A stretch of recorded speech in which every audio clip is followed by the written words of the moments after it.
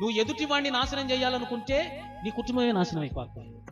నువ్వు ఎదుటివాడి జీవితాన్ని పాడు చేయాలనుకుంటే నీ జీవితమే పాడైపోద్ది. వాళ్ళ కూతురు అట్ట చేసింది, వాళ్ళ నాన్న ఇట్ట తాగుబోతాడు, 10 మందితో తిరిగితే మొత్తం ఉన్నాయి లేని మొత్తం చెప్పి వస్తున్న సంబంధాలన్నీ జడగొడతా ఉంటారు. కొంతమంది ఎలా ఉంటారని అంటే కారణం ఏదవ్వచ్చండి, నీకు నాశనం నిన్ను నష్టపరిచిన వ్యక్తి అవ్వచ్చు, నిన్ను నష్టపరచని వ్యక్తి అయి ఉండొచ్చు. కానీ ఒకడు మనల్ని శత్రువుగా పరిగణించితే మనం వారి నాశనం కొరకు మనం ఒక్క అడుగు కూడా, ఒక్క మాట కూడా, ఒక్క ఆలోచన కూడా మనం చెయ్యకూడదు. కొంతమంది చూడండి, మనకు నచ్చిన వాళ్ళు ఉన్నారు అనుకో, వాళ్ళ ఇంటికి సంబంధాలు ఏమన్నా వచ్చి నేను అనుకో, నీవు మెదలకుండా ఉండొచ్చుగా. అలా ఉండరు. వాళ్ళట్ట, వాళ్ళెట్ట, వాళ్ళ కొడుకు ఎట్ట చేశాడు, వాళ్ళ కూతురు అట్ట చేసింది, వాళ్ళ నాన్న ఎట్ట తాగుబోతాడు, 10 మందితో తిరిగితే మొత్తం ఉన్నాయి లేని మొత్తం చెప్పి వస్తున్న సంబంధాలన్నీ జడగొడతా ఉంటారు. నీకెందుకు బిడ్డ? నీకెందుకు? లేఖనం ఏం చెబుతుందో తెలుసా?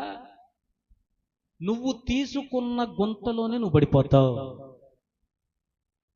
నువ్వు ఏ వల అయితే పెట్టావో ఆ వలలోనే నీ కాళ్ళు చిక్కుకుంటాయి. అంటే మీకు అర్థమయ్యేటట్టు చెప్పనా? నువ్వు ఎదుటివాడిని నాశనం చేయాలనుకుంటున్నావు కనుక అదే నాశనం నీకు, నీ కుటుంబానికి వచ్చింది. అది నువ్వు ఎదుటివాడిని నాశనం చేయాలనుకుంటే నీ కుటుంబమే నాశనం అయిపోద్ది. నువ్వు ఎదుటివాడి జీవితాన్ని పాడు చేయాలనుకుంటే నీ జీవితమే పాడైపోద్ది. ఎదుటివాని కుటుంబంలో నువ్వు కలహాలు పెట్టాలనుకుంటే నీ కుటుంబంలోనే కలహాలు రేగుతాయి. ఎదుటివాడిని నాశనం చేయాలనుకుంటే నువ్వే నాశనం అయిపోతావు. అది నీ పని కాదు. ఏం చెప్తుంది లేఖనం? చదవన మళ్ళీ. తాము త్రవ్విన గుంటలో జనములు మునిగిపోయిరి. ఎవరు దవ్వారు? ఆ జనాలే దవ్వారు. ఇప్పుడు ఎవరు మునిగిపోయారు? ఆ జనాలే మునిగిపోయారు. తాము ఒడ్డిన వలలో వారి కాలు, ఎవరు కాలు ఒడ్డారు? ఎవరు వల ఒడ్డారు? వాళ్ళే. ఎవరు కాలు చిక్కుకున్నాయి? ఒకరి నాశనాన్ని నువ్వు కోరుకుంటే నువ్వే నాశనం అయిపోతావు. ఇది ఎంత మంచి సూత్రం, ఎంత మంచి సూత్రం ఇది.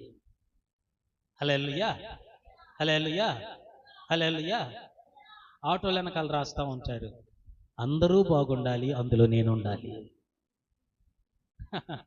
అందరూ బాగుండాలి. అద్భుతమైన కొటేషన్ అండి. కోరుకో, అందరూ బాగుండాలి, అందరిలో నేను కూడా ఉండాలి, నా కుటుంబం కూడా, నా పిల్లలు కూడా ఉండాలి. కానీ మనం రివర్స్, అందరు నాశనం అయిపోవాలి, నేను మాత్రం బాగుండాలి, నా కుటుంబం మాత్రం బాగుండాలి. నువ్వు అట్లా కోరుకుంటే నువ్వే నాశనం అవుతావు, అందరూ బాగుంటారు. నీకు దైవిక సూత్రం అర్థం కావట్లా. హల్లెలూయా, హల్లెలూయా. ఒకని కీడును కోరుకునేవాడి ఇంటిలో నుండి కీడు తొలగిపోదని సామెతల గ్రంథంలో రాయబడి ఉంది. నువ్వు ఒకటి కీడు కోరుకుంటున్నావు, ఒకటి నాశనాన్ని కోరుకుంటున్నావు. అలాంటి నాశనం కోరుకునే నీ ఇంట్లో నుండి నాశనం కీడు ఎట్టబోయిద్ది అనుకుంటున్నావు నువ్వు? ఎప్పుడు ఒకళ్ళ కీడు, ఒకళ్ళ నాశనం కోరుకో. అందరూ బాగుండాలని కోరుకోండి, అందరూ క్షేమంగా ఉండాలని కోరుకో. నువ్వు చేయగలిగిన మంచి శత్రువుకైనా, రోమపత్రికలో ఏం రాయబడి ఉంది? శత్రువు ఆకలితో ఉంటే వాడిని ఇంట్లోకి పిలిచి కూర్చోబెట్టి అన్నం పెట్టమనింది బైబిల్లో. అలా అన్నం పెడితే వాడి నెత్తిన నిప్పుల కుప్ప పోసినట్లుగా ఉంటుందంట. నేను ఇంత నాశనం చేసి, ఇంత చెడు ప్రచారం చేసి, ఇంత కీడు గెలదు కోరుకుంటే నేను ఆకలితో ఉన్నప్పుడు నాకు అన్నం పెట్టారు, వీళ్ళు ఎంత మంచోళ్ళు అని నిన్ను పొగిడింది కాక, అతడు ఆకలిని బట్టి నువ్వు అన్నం పెడితే అతనికి గిల్టీగా ఉంటుంది అన్నం తింటానికి. నేను ఇంత కీడు కోరుకుంటే నాకు మంచి చేశారని మనస్సాక్షి నొచ్చుకుంటుంది నీ శత్రువు కూడా. అందుకే కీడు చేసి జయించటం కాదండి, కీడుని మేలు చేసి జయించే వారిగా ఉండాలి. హల్లెలూయా. అది కదా దేవుడు మన దగ్గర కోరుకుంటుంది. హల్లెలూయా, హల్లెలూయా. వాడెంత అంటే నేనెంత అని అంటే నువ్వు భక్తుడు వెట్టవుతావు, భక్తురాలు వెట్టవుతావు. వాడు నన్ను కొట్టాడు కాబట్టి మా వాడు కూడా వాడిని కొట్టాల్సిందేనంటే నువ్వు భక్తుడు వెట్టవుతావు, భక్తురాలు వెట్టవుతావు. వాడు మా చెడును కోరుకున్నారు కాబట్టి వాళ్ళు కూడా నాశనం అయిపోవాలని నేల మీద ఉన్న దుమ్మును నువ్వు గాల్లోకి వేస్తున్నావు అంటే నువ్వు భక్తుడు వెట్టవుతావు, భక్తురాలు వెట్టవుతావు. ఎలా పరిగణించబడతావు నువ్వు భక్తురాలు అని? ఆదివారం మందిరానికి వస్తే పరిగణించబడతావా? జనాల దృష్టిలో, దేవుని దృష్టిలో పరిగణించబడతావేమో. జనాల దృష్టిలో, సేవకుడి దృష్టిలో నువ్వు పరిగణించబడతావు. దేవుని దృష్టిలో ఎప్పటికీ భక్తురాలుగా అలా పరిగణించబడలేవు.